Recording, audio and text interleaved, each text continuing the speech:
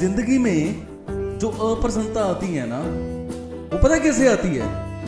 ये याद करते रहने से कि आपने दूसरों को क्या दिया है, और ये भुला देने से कि दूसरों ने आपके लिए क्या किया है यार, आपको क्या दिया है।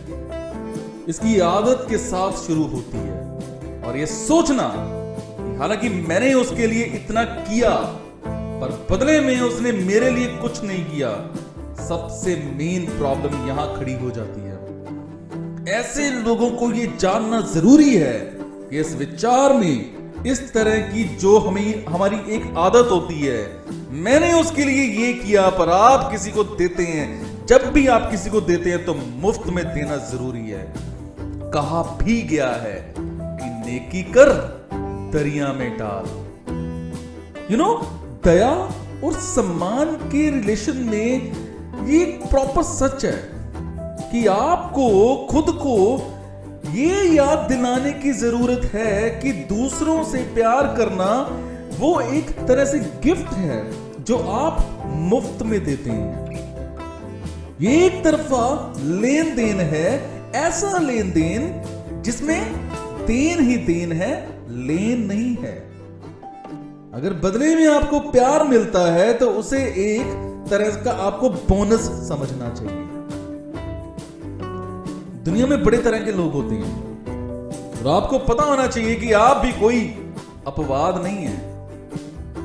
चाहे ही कोई भी आप भी ये मानते हो कि आपने अपनी एक राह बनाई है, एक रास्ता खुद बनाया है, फिर भी इस चीज से इनकार नहीं किया जा सकता कि इस चीज में आपको बड़े सारे लोगों की मदद मिली है, हेल्प मिली है। आप अपने पेरेंट्स, अपने टीचर्स, अपने दोस्त, अपने ऑफिसर्स और अपने एम्प्लॉइज या अपने कलीग से मिल करके उस चीज को सारा कुछ आप भूल जाते हैं। ये शिकायत ना करें कि मेरे लिए किसी ने कुछ नहीं किया, या जब मैंने उसके लिए सब कुछ कर दिया तो वो बदल गया और मुझे धोखा दे गया। ये एक स्टेटमेंट है कि जो लोग हमेशा ये याद करते रहते हैं कि उन्होंने दूसरों के लिए क्या किया, उनमें तेजी से ये भूलने की एक आदत हो जाती है कि दूसरों ने उनके लिए क्या किया।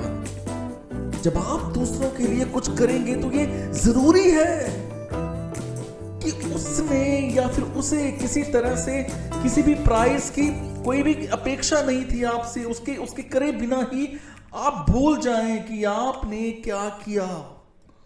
और इसके साथ ही याद रखें कि दूसरों ने आपके लिए क्या किया है, और लंबे समय तक उनके लिए एक तरह से आप ऋणी होता है ना, मतलब कर्जा देने वाला, ऐसा महसूस करते रहे।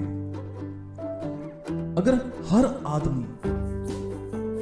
आदमी सोचने के इस तरीके को अपना लेना तो इस पूरे वर्ल्ड में एक तरह से स्वर्ग आ जाएगा।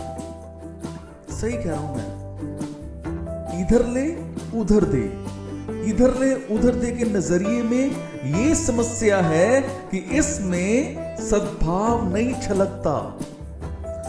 ये शो करता है कि आपकी खुशी इतनी छोटी है कि वो दूसरों की जितनी भी सोच है उसमें बाधा हो सकता है। और दूसरे शब्दों में अगर मैं कहूं कि आपकी खुशी इतनी सीमित है कि आप सभी सेटिस्फाइड महसूस करते हैं। जब दूसरे आपको बदले में सद्भावना भगाने के लिए प्रॉपर कोशिश में हैं या आपको खुशी दें, पर हमेशा अगर आप में खुशी छलक रही है तो ये भावनाएं हमेशा आपकी नेगेटिविटी को भगाने के लिए पर्याप्त हैं। और छलकती हुई खुशी हमेशा प्रदान करें। एक झरने की तरह अपने अंदर से एक एनर्जी को शो करें। आप उस नेचर पर नजर डालें। पहाड़ों पर आप देखेंगे बड़े सारे झरने होते हैं जिनमें से पानी निकल रहा होता है। और क्या ये झरने कभी किसी चीज की मांग करते हैं?